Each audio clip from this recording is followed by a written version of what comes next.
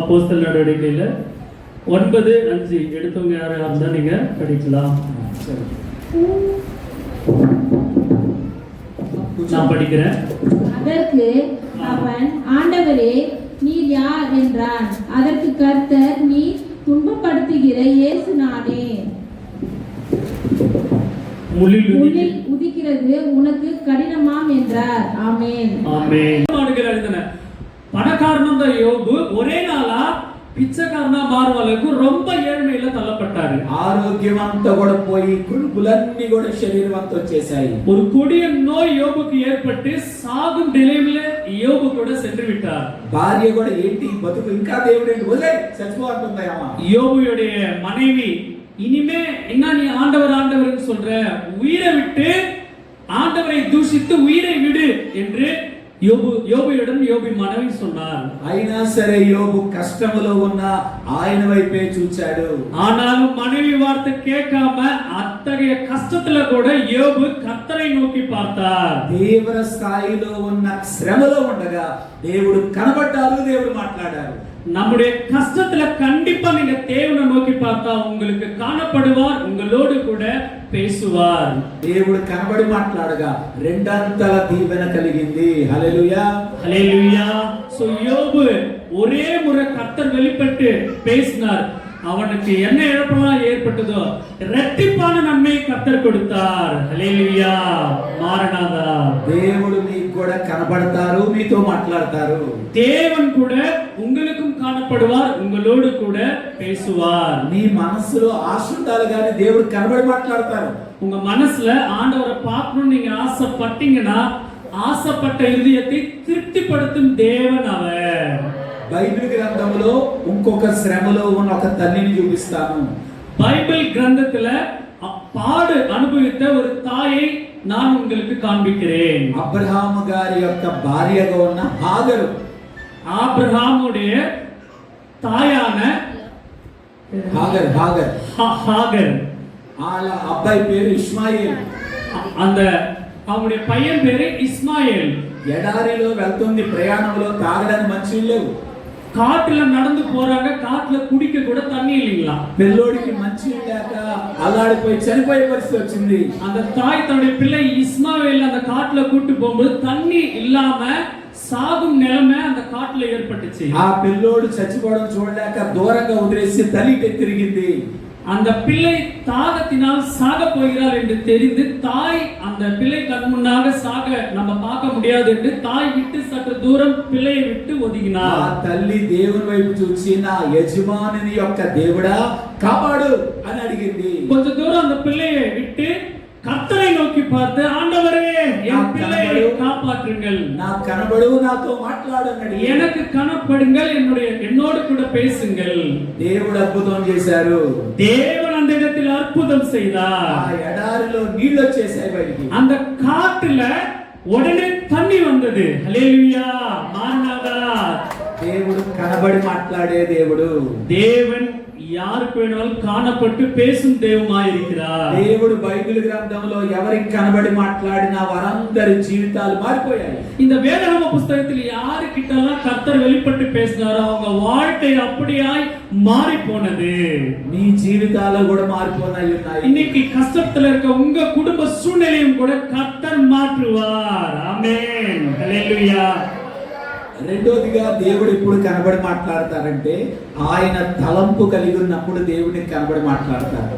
இரண்டாவது முறை கர்த்தர் உங்களோடு எப்ப பேசுவார்னா அவருக்கு உங்க மேல ஆலோசனை வரும்போது உங்களுக்கு காணப்படுவார், உங்களோடு பேசுவார். నేను రెండు విషయాలు చెప్తున్నాను. ఒకటి తారాస్థాయి, రెండోది తలంపు. உங்களுக்கு நான் ரெண்டு விஷயத்தை சொல்றேன். கர்த்தர் தனிமையில பேசுவாரு, ரெண்டாவது உங்க மேல அவர் எப்ப ஆலோசனை வருது அப்படி ஆலோசனை வரும்போது பேசுவார். తారాస్థాయిలో శ్రమ ఎవరికైతే ఉందో వారందరికీ దేవుడు కనబడి మాట్లాడారు. சோ கஷ்ட காலத்துல தனிமையா நீங்க கூட்டிங்கன்னா கண்டிப்பா அந்த தனிமையில கர்த்தர் உங்களோடு முதலாக பேசுவார். ఎవరైతే దేవుని తలంపు కలిగి ఉంటారో వారికి దేవుడు కనబడి మాట్లాడతారు. யாரெல்லாம் எப்பொழுதும் கர்த்தரை நோக்கி பார்க்கணும்னு உங்க மனசுல நினைக்கிறீங்களோ அவங்களோட கர்த்தர் கண்டிப்பாக பேசுவார். దేవుని యొక్క తలంపు కలిగి ఉండండి. தேவனுடைய ஆலோசனை என்றென்றைக்கும் இருக்கும்படி இருங்கள்.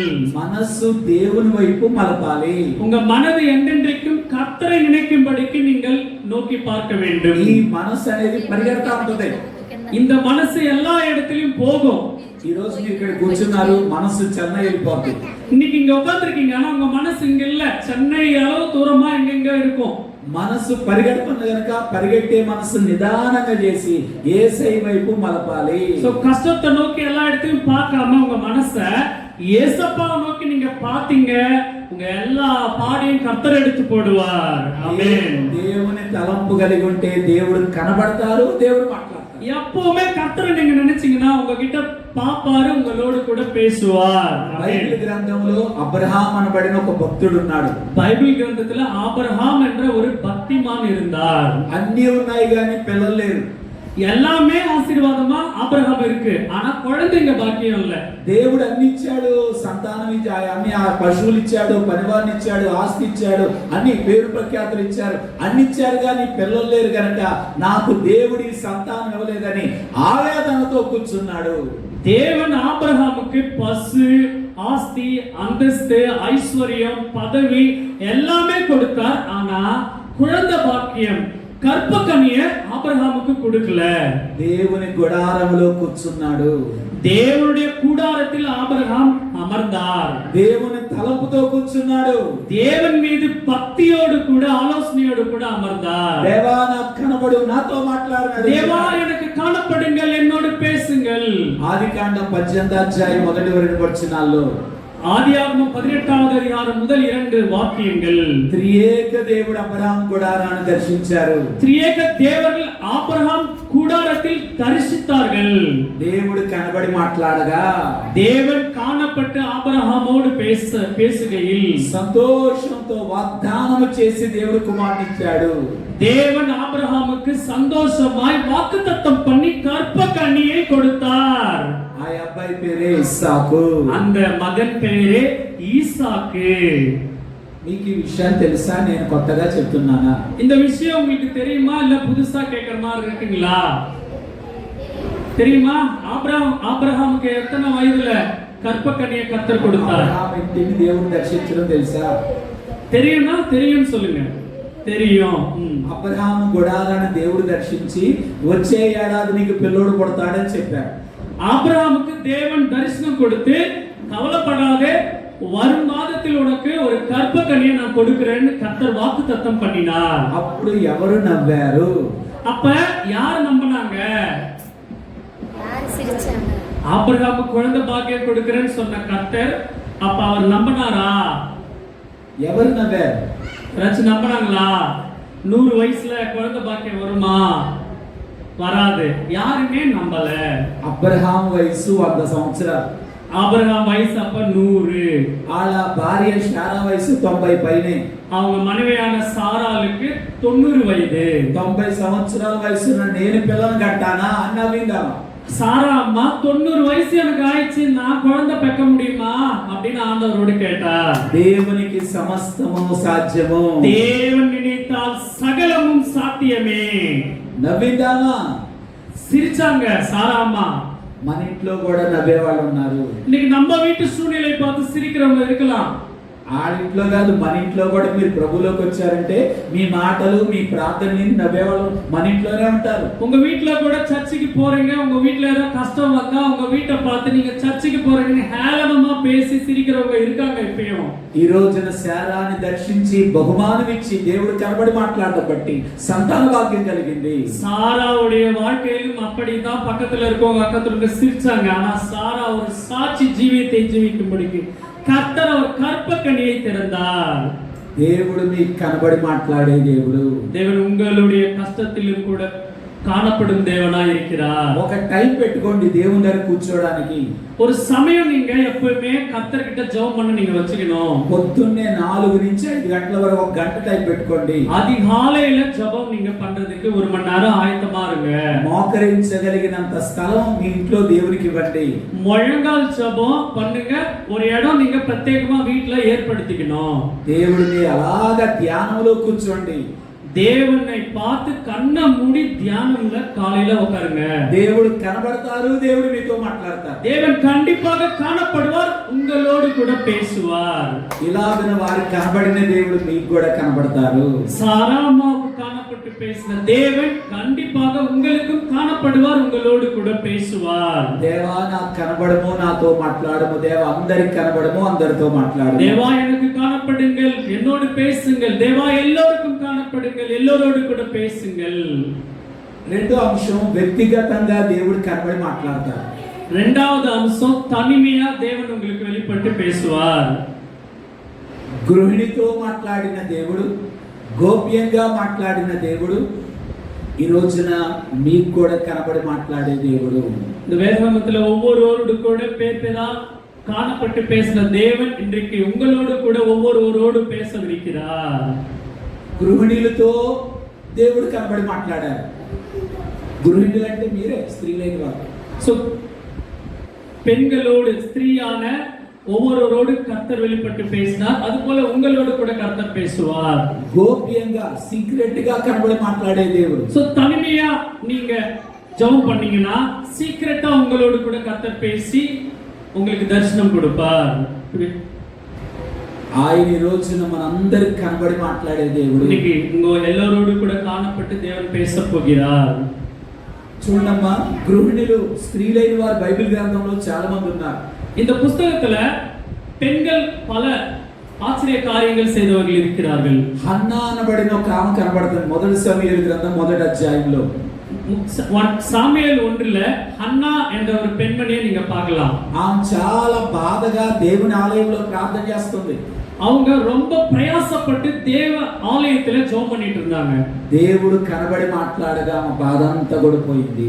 தேவன் அந்த ஆலயத்துல ஹன்னாவுக்கு வெளிப்பட்டு பேசின உடனே அவங்க கஷ்டமெல்லாம் பஞ்சா பறந்து போனது. దేవుని యొక్క శ్రేష్ఠుడైన సమూయేలు అనే బాలుని దేవుడు చేశారు. அழகான ஒரு சாமுவேல் என்ற குழந்தைய ஹன்னாவுக்கு கர்த்தர் தரிசித்து பாக்கியத்தை கொடுத்தார். ఇలాగ బైబిల్ గ్రంథంలో ఎస్తేరుతో కనబడి మాట్లాడిన దేవుడు. இதே போல வேதாகமத்தில் எஸ்தரோடு கூட தேவன் வெளிப்பட்டு பேசினார். రెబ్కాతో కనబడి మాట్లాడిన దేవుడు. ரெபெக்காவோடு கூட கர்த்தர் வெளிப்பட்டு பேசினார். బైబిల్ గ్రంథంలో ఉన్న స్త్రీలందరితో దేవుడు కనబడి మాట్లాడు. మగ్దలేని మరియతో కనబడి మాట్లాడిన దేవుడు. வேதாகமத்தில் உள்ள எல்லா பெண்களோடு கூட கர்த்தர் வெளிப்பட்டு பேசினார். பக்தி மானான కనబడి మాట్లాడిన దేవుడు. சோ காணப்பட்டு பேசினார். மகதலேன் மரியம்மாவோடு கூட பேசினார். మగ్దలేని మరియ, మరియా మగ్దలేని, மகதலேன் மரியம்மாவோடு கூட கர்த்தர் தரிசித்து பேசினார். సమాధి దగ్గర యేసు ప్రభు పునరుద్ధారణే కనబడ్డారు. கர்த்தர் உயிர்த்தெழுந்த உடனே முதலாக வெளிப்பட்டது மகதலேன் மரியம்மாவுக்கு தான். యేసు ప్రభువుకి తీర్పు తీర్చే పిలాతు ఒక ఆయన ఉన్నాడు.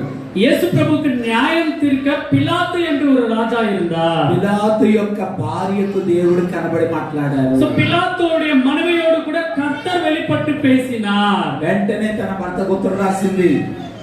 உடனே அவருடைய கணவரோடு கூட சொன்னார், ఆ నీతిమంతుని జోలికి వెళ్ళొద్దు అని రాసింది. இயேசு நீதிமான், அவரை தண்டிப்பதோ செய்வதோ அவர் பக்கமே போகாதே என்று பிலாத்துடைய மனைவி சொன்னார். గృహిణులందరికీ దేవుడు కనబడి మాట్లాడిన దేవుడు.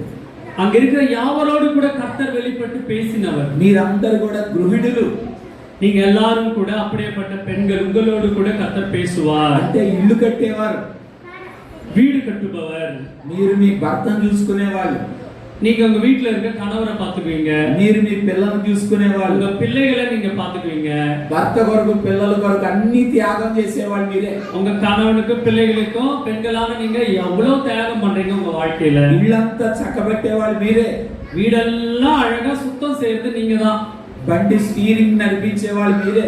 உங்க வீட்டு ஸ்டேரிங், வண்டி ஸ்டேரிங் நீங்க தான். ఎవ్వరికి తెలియకుండా ఏడ్చేవాళ్ళు కూడా మీరే. உங்க வீட்ல யாருக்கு பிள்ளைங்க கஷ்டம் இல்ல, கணவருக்கு கஷ்டம், வீட்ல யாரு கஷ்டம் வந்தாலும் ஃபர்ஸ்ட் நீங்க தான் அழுவீங்களாம். కాబట్టి మీ దేవుడు కనబడి మాట్లాడతారు. அதனால கர்த்தர் உங்ககிட்ட தான் ஃபர்ஸ்ட் வெளிப்பட்டு பேசுவாருங்களா. ஆமென், హల్లెలూయా. రెండోది, గోప్యంగా దేవుడు మాట్లాడ. ఒకటి గృహిణితో కనబడి మాట్లాడిన దేవుడు. రెండోది గోప్యంగా కనబడి మాట్లాడే దేవుడు. సో கர்த்தர் உங்களுக்கு சீக்ரெட்டா, தனிமையா உங்களோடு கூட பேசுவார். బైబిల్ గ్రంథములో మరి అనే ఒక కన్యక కనబడుతుంది. வேதாகமத்துல மரியா என்று ஒரு கன்னி இருந்தார். మేము పొద్దున్నే వెలంకని అక్కడికి వెళ్ళి వచ్చాం. ஐயா காலையில வேளாங்கண்ணி போய் அங்கிருந்து இங்க வந்தாரு. అక్కడ మరియ తల్లి అయిన మరియ ఆలయం ఉంది. சோ வேளாங்கண்ணில மரியம்மாவை அந்த ஆலயத்துல தரிசித்து பார்த்துட்டு ஐயா வந்தாருங்களாம். இன்னைக்கு ఆ మరి అనే అమ్మాయికి పెళ్లి అవ్వలేదు, அந்த ప్రధానమైంది.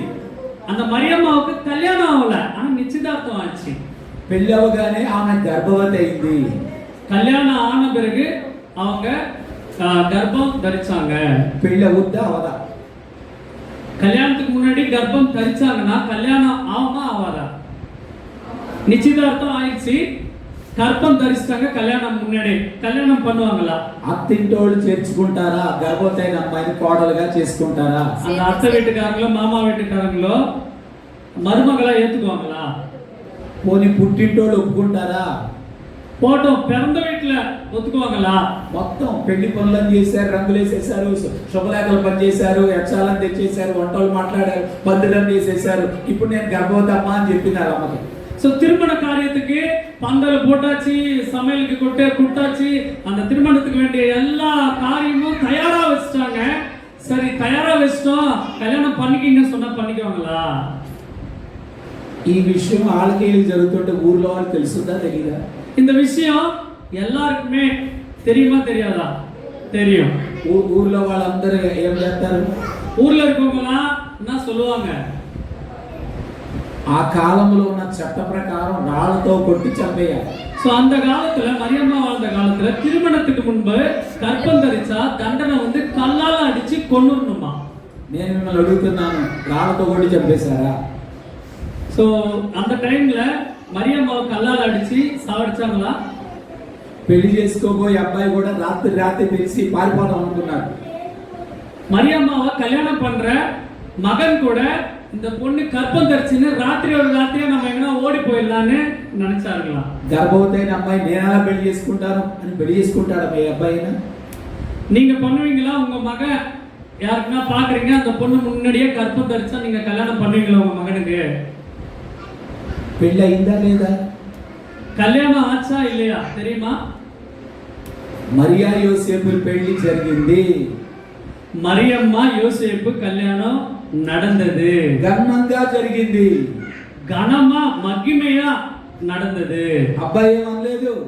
அந்த மருமகன் கட்டிக்கு போற மகன் ஒண்ணுமே சொல்லீங்களா? అత్తగారింట్లో ఏమనలేదు. அத்தை வீட்லயும் ஒண்ணுமே சொல்லீங்களா? అమ్మోళ్ళింట్లో ఏమనలేదు. பிறந்த வீட்டுல அம்மா வீட்லயும் ஒண்ணும் சொல்லீங்களா? ఊళ్ళో వాళ్ళు ఏమనలేదు.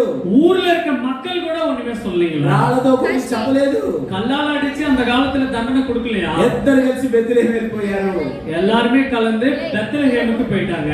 యేసు ప్రభు జన్మించేశారు. சோ இயேசு பிரபு பெத்லஹேமிலே பிறந்தார். ఎలా జరిగింది అన్ని ఎలా జరిగినాయి? சோ இந்த விஷயம் எல்லாம் எப்படி அந்த காலத்துல நடந்தது? దేవుడు కనబడి మాట్లాడారు.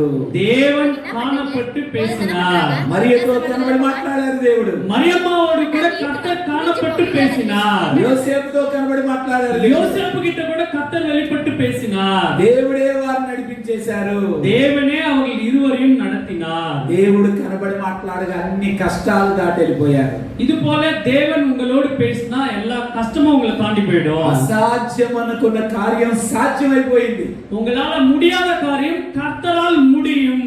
దేవుడు నీ కనబడి మాట్లాడితే ఎన్ని ఆటంకాలు వచ్చి నీ ఉన్నా దాటుకొని వెళ్ళగలుగుతావు. கர்த்தர் உங்களுக்கு வெளிப்பட்டு பேசினா எத்தனை தடவனா வரட்டும், உங்களுக்கு கிடைக்க வேண்டியது கண்டிப்பா கர்த்தர் கிடைக்க செய்வார். దేవుడు గృహిణులతో కనబడి మాట్లాడిన దేవుడు. தேவன் எல்லா பெண்களோடு கூட காணப்பட்டு பேசினார். గోప్యంగా సీక్రెట్ గా మరియతో యోసేపుతో కనబడి మాట్లాడిన దేవుడు. தேவன் தனிமையாய் மரியம்மாவோடும் யோசேப்போடு கூட சீக்கிரட்டாய் காணப்பட்டு பேசினார். అలాగే నీవు కూడా సమస్యలు ఉంటే సీక్రెట్ గా దేవుని కనబడి మాట్లాడతారు. உங்களுக்கு கூட கஷ்டம் இருக்கும் பொழுது தனிமையா யாரும் இல்லாத சமயத்துல நீங்க தனிமையில கர்த்தரை நோக்கி ஜெபியுங்கள்.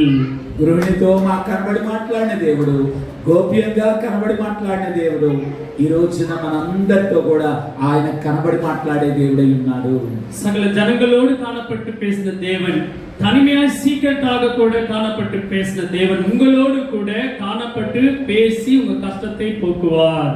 అందరికీ కనబడి మాట్లాడుట అనుటయే ఈ మిషను విశ్వాసము అందరికీ కనబడి మాట్లాడుట కొందరి బోధలు వేరుగనుండును కొందరి బోధలు వేరుగనుండును అందుకే మాట లాడను నేను అందుకే మాట లాడను నేను మనోవిచారము కూరదు నీకు మహిమగల గుడారములో కనబడి మాట్లాడిన దేవుడు అన్నమా గుడారத்தில் కానపట్టు పేసిన నేను దేవుడు. చెప్పాను కదా, అబ్రహాము గుడారములో కూర్చుంటే దేవుడు కనబడి మాట్లాడాడు. ஆபிரகாம் கூடாரத்தில் ஜெபித்த போது அந்த கூடாரத்தில் கர்த்தர் அவரோடு பேசினார். వీళ్ళందరూ కూడా వ్యక్తిగతంగా దేవుడు కనబడి మాట్లాడారు. இவங்க எல்லாரும் கூட தனிமையா சீக்கிரட்டா கர்த்தர் காணப்பட்டு பேசினார். మూడోదిగా చూసినట్లయితే மூணாவது விஷயம் பார்த்தோம்னா అందరికి కనబడి మాట్లాడిన దేవుడు எல்லார்கிட்டயும் காணப்பட்டு தேவன் பேசினார். నిర్గమాకాండం 19వ అధ్యాయంలో யாத்ராகம புஸ்தகத்துல 18வது அதிகாரத்துல ఇశ్రాయేల్ అందరూ కూడా సీనాయి పర్వతం దగ్గర నిలబడ్డారు. இஸ்ரவேல் ஜனங்கள் எல்லாம் சீனாய் மலை முன்பாக நின்றார்கள். 30 లక్షల మంది అక్కడికి వచ్చారు. 30 லட்சம் மக்கள் தொகை அங்கு நின்றார்கள்.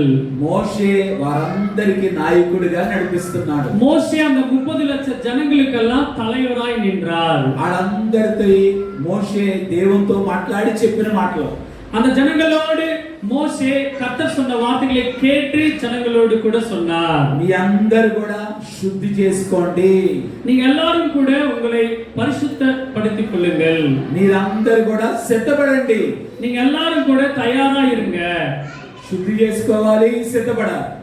சுத்தமா இருக்கணும், தயாரா இருக்கணும் கர்த்தருக்காக.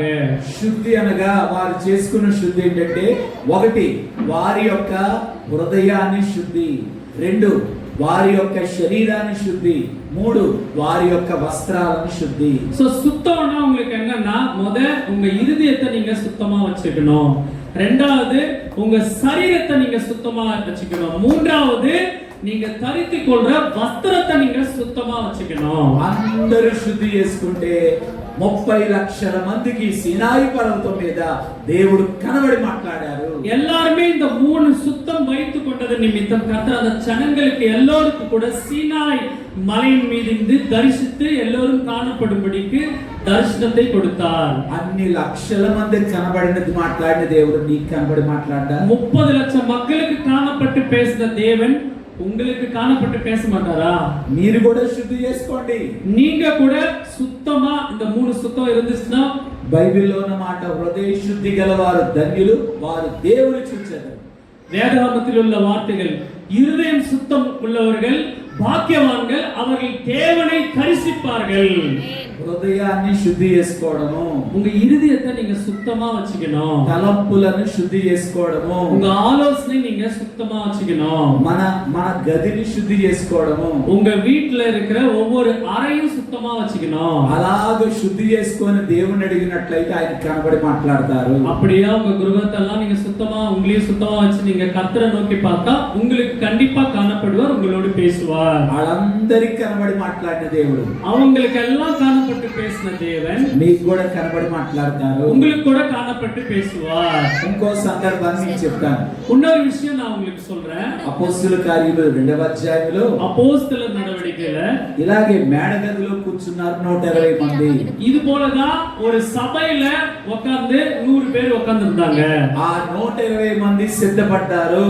120 பேர் சபையில உங்கள மேல தான் உட்கார்ந்து கேட்டுட்டு இருந்தாங்க. 10 దినాలు అలాగా సిద్ధపడ్డారు. 10 நாள் நீங்க இப்ப ஒரு நாள் உட்கார்ற மாதிரி அவங்க அன்றைக்கு 120 பேர் 10 நாள் சபையில உட்கார்ந்து இருந்தாங்க. దేవుడు కనబడ్డారు, దేవుడు వారితో మాట్లాడారు. அந்த 120 பேருக்கும் கர்த்தர் வெளிப்பட்டார், அவர்களோடு கூட பேசினார். అక్కడేమో 30 లక్షల మందికి, ఇక్కడేమో 120 మందికి. சீனாய் பர்வதத்துல 30 லட்சம் பேரு, சபையில 120 பேருக்கு கர்த்தர் காணப்பட்டார் பேசினார் அவர்களோடு. అందరికి కనబడి మాట్లాడిన దేవుడు எல்லாரோடு காணப்பட்டு பேசின தேவன் మీకు కూడా కనబడి మాట్లాడతారు. உங்களுக்கு கூட கண்டிப்பா காணப்பட்டு பேசுவார். మా కూరగాయలు కొనేటప్పుడు చూసుకునే కదా కొనేది. காய்கறி வாங்கும்போது பார்த்து தானே வாங்குவீங்க. బట్టలు కొనేటప్పుడు చూసుకునే కదా బట్టలు కొనేది. புது துணி எடுக்கும்போது நல்ல துணியா பார்த்து தானே எடுப்பீங்க. మీరందరూ దేవుడు నమ్ముకున్నారు, దేవుడు కనబడాలి కదా. நீங்க கர்த்தர் அந்த மாதிரி தேடினீங்கன்னா அவர் உங்களுக்கு கண்டிப்பா காணப்படுவார் இல்லீங்களா? నన్ను కలుగు చేసిన దేవుడు, என்ன ஆசீர்வதித்த தேவன், ఈ భూమిని కలుగు చేసిన దేవుడు, இந்த பூமியை சுற்றித்த தேவன், ఆకాశమును సూర్య నక్షత్రాలను కలుగు చేసిన దేవుడు, ஆகாயத்தின் சூரியனையும் நட்சத்திரையும் சிருஷ்டித்த தேவன். దేవా నాకు కనబడు, నాతో మాట్లాడు, தேவா எனக்கு காணப்படு, என்னோடு கூட பேசு అని ప్రార్థన చేస్తే దేవుడు కనబడి మాట్లాడాలి. நீங்களும் அப்படி ஜெபம் செய்தால் கண்டிப்பா உங்களுக்கும் காணப்பட்டு உங்களோடு దేవుడు பேசுவார். కనబడి మాట్లాడితేనే నిజమైన మిషన్, బైబిల్ మిషన్. தேவன் உங்களுக்கு காணப்பட்டு பேசினாதான் நம்ம பைபிள் மிஷன் நிஜமான மிஷன். దేవా నువ్వు నిజంగా దేవుడు, యేసు ప్రభు గొప్ప దేవుడు అయితే నాకు కనబడి మాట్లాడాలి. தேவா நீ நிஜமான தேவனா இருந்தா எனக்கு காணப்படு, என்னோடு பேசு. ఆయనను చూచిన అంతయు సరైపోద్ది. கர்த்தர் உங்களை பார்த்துட்டாருன்னா உங்க கஷ்டம் எல்லாம் போயிடும். రోజు ఒక గంట మోకరించండి దేవుని దగ్గర. தினமும் முடிந்த அளவு 1 மணி நேரம் நீங்க ஜெபம் பண்ணுங்க முழங்கால்ல.